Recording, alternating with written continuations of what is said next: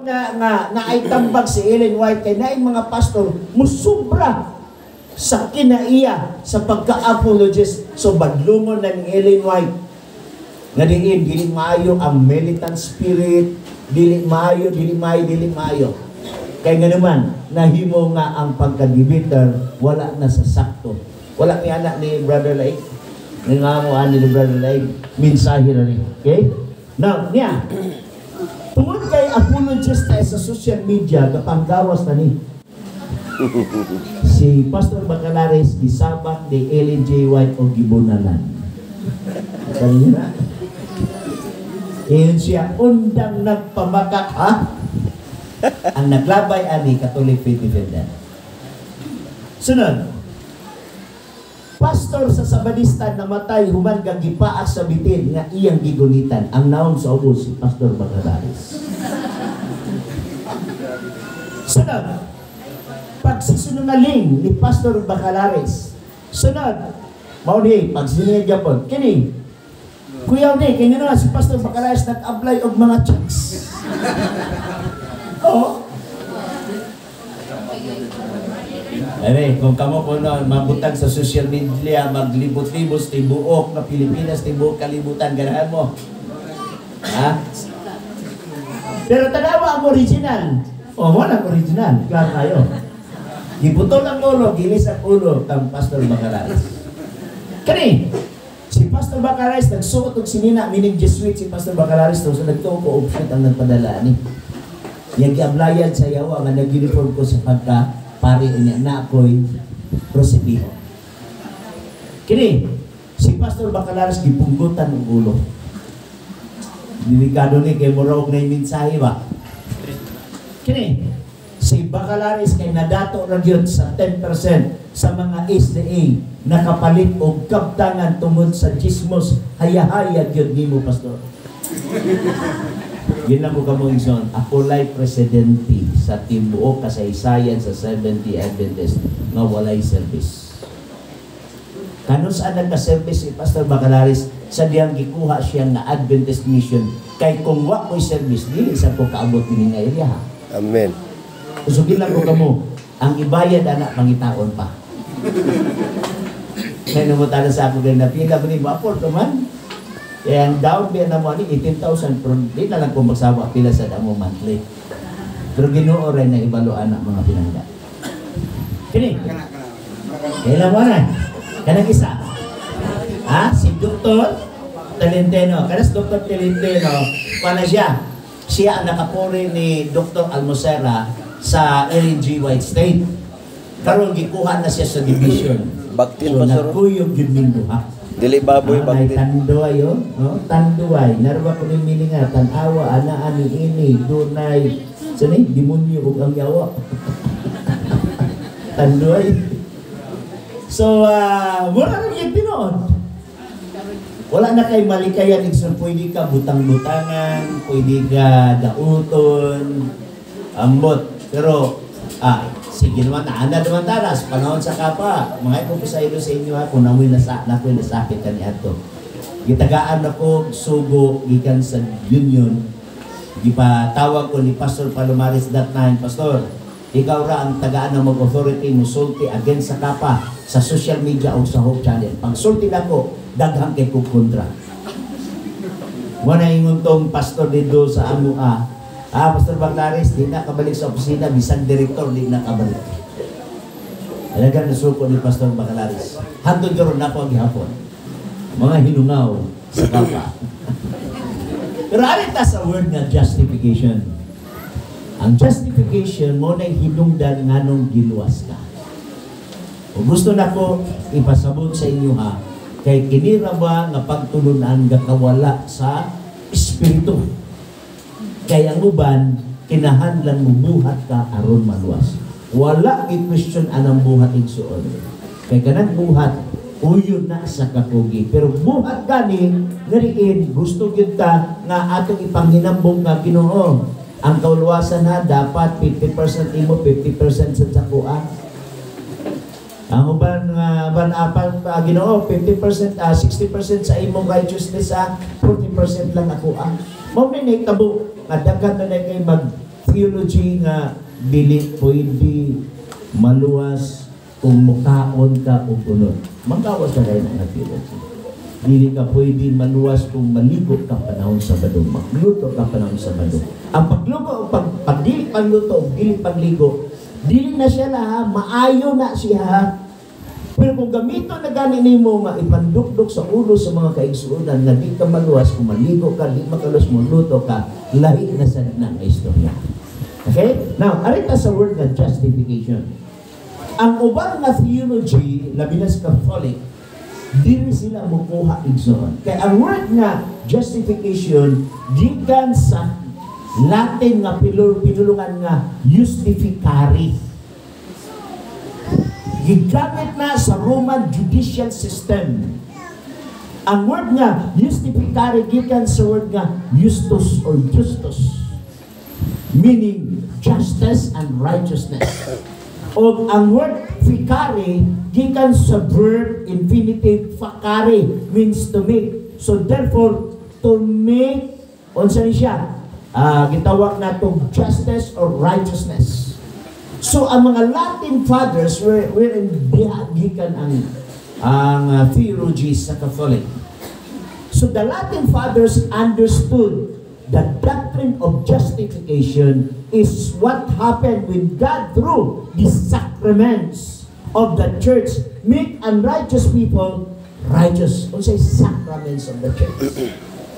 Part sa sacraments igsoon sa ilang serbisyo, inig isa sa ustyas o ilan ng tipik-tipikon, okay, kanang bread inigbagting na sa pagbagting sa sakristan. Kanang literal na bread mahimo na ng literal na unod ni Jesus Christ. So therefore, Domingo, motong naligaw ko sa reasoning ni Brother Laig, nga pila ka kilo ang mahurot sa kada Domingo. O yan, tibo kalimutan, pila ka Kristo ang huruton. Kay kanang isa ka Kristo huruton nga unod, kagayan di oro ra ni buwan ko na. Ya tibok kalibutan, pila ka Kristo ang huruton. O tibuok Pilipinas, pila ka Kristo nga huruton. Kay alam nila, diha ka mamatarong. Gatuog yapon sila grace. Pero kana siya, gikan sa mga Latin, nga the justification is what happened when God, through the sacraments of the church, make unrighteous people righteous. Dili sa ato lahiman ang pagtuo man kang Jesus Christ. Tanaw na tayo na. Ephesians 2:8 na yun.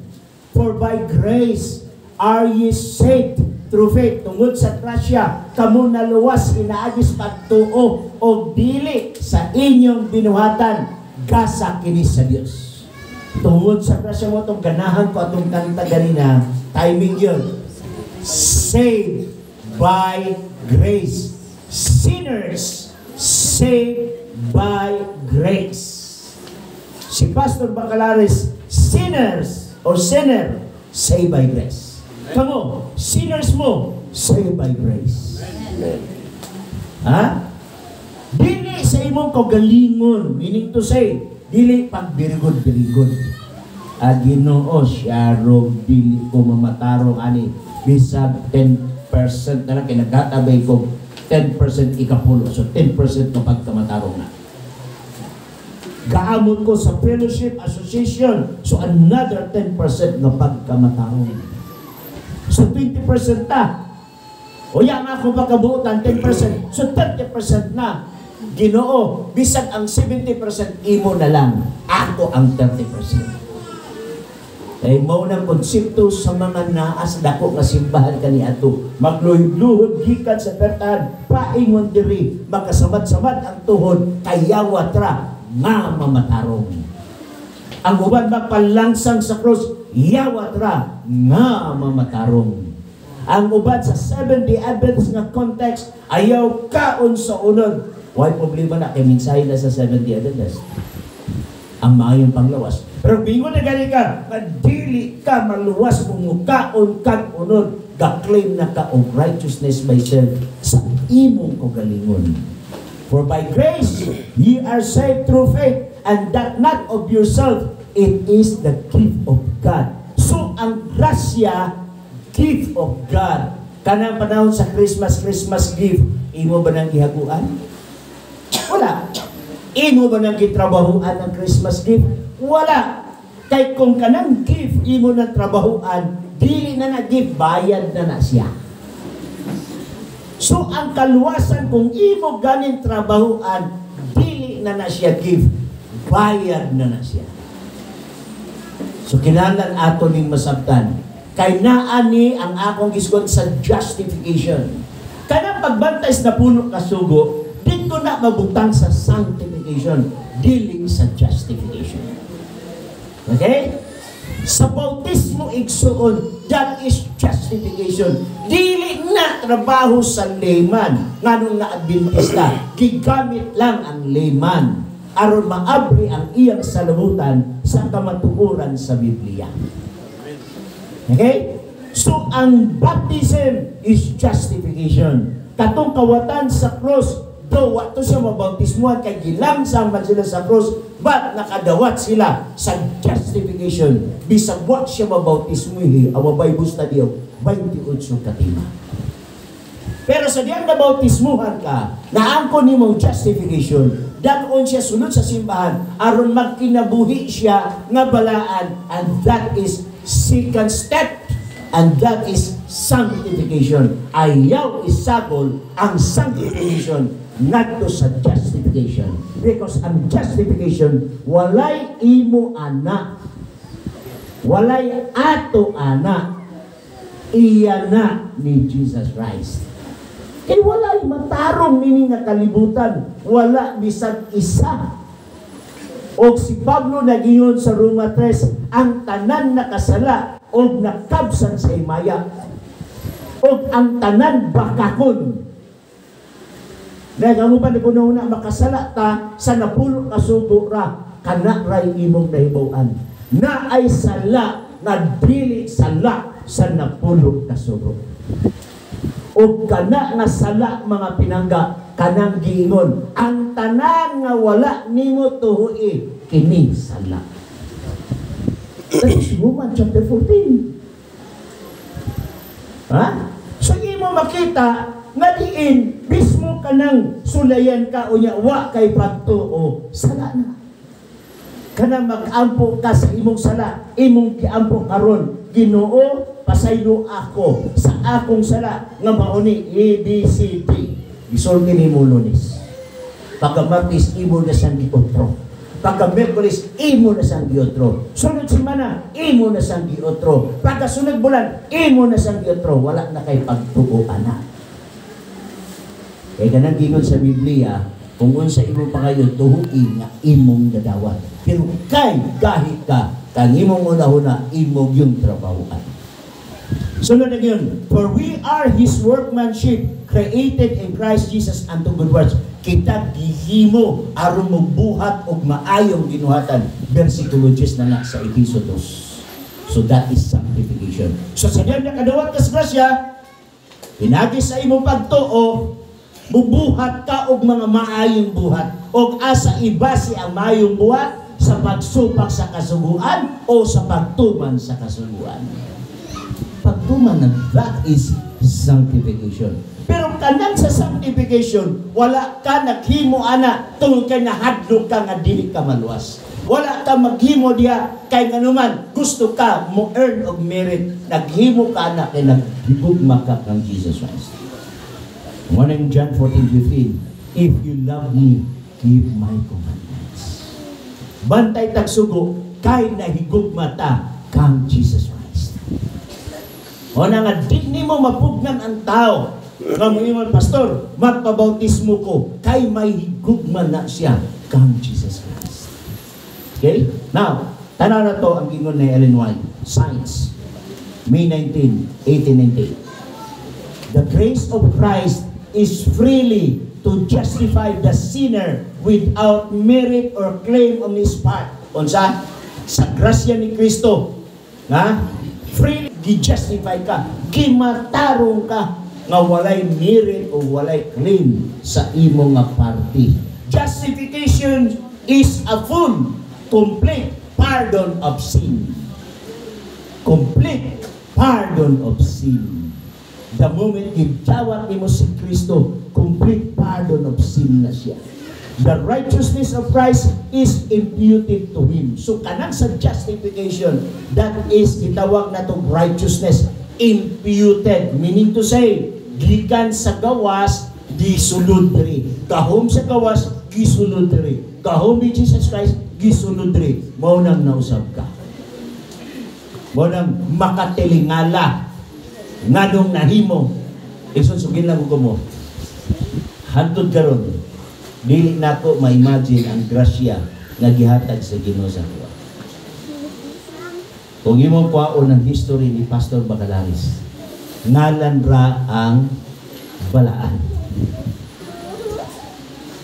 Ngayon mo tana, nganong ginganlan magka-Kristito? Kaya ang gamay sa plato, platito.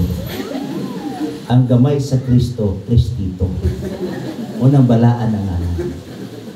Ngano man, tungod kay ang ngalan sa akong Papa, Kristo. Pangutana na mo among lolo, nganong ginganlan nimo among Papa o Kristo. Tungod manggod na iyet na tao manggod na imong Papa December 25 sa Nazaret. Dili Israel nga Nazaret, Nazaret Cagayan de Oro.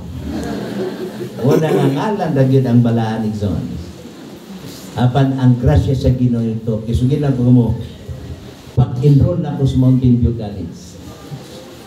Galigay-ligay ko nga tagaan kong bahay bisag ampo, kay wala pagyud ko sukad nakasulay og tungtong og pulpito. Pag-eskwela na ko sa Mountain View College.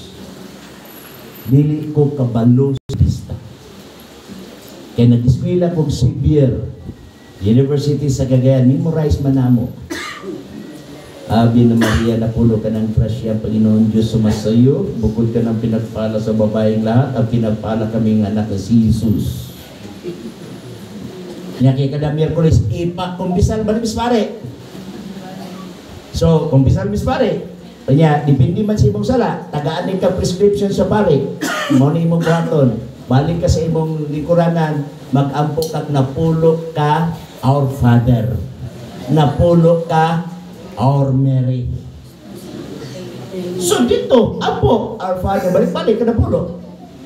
Abi Maria, na balik-balik ka na pulo. Pero di ko kapalo mo ampo sa inampuan sa Adventista. Pero muna natingala ko, ngano ang Ginoo maayo kayo.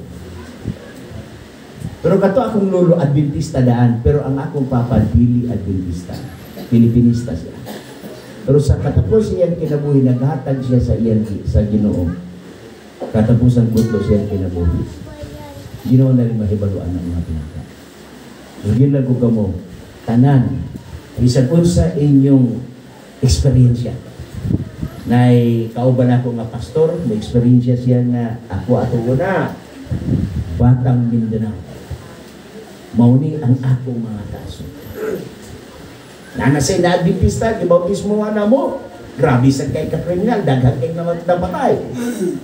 Pero sugin lang ko kamo.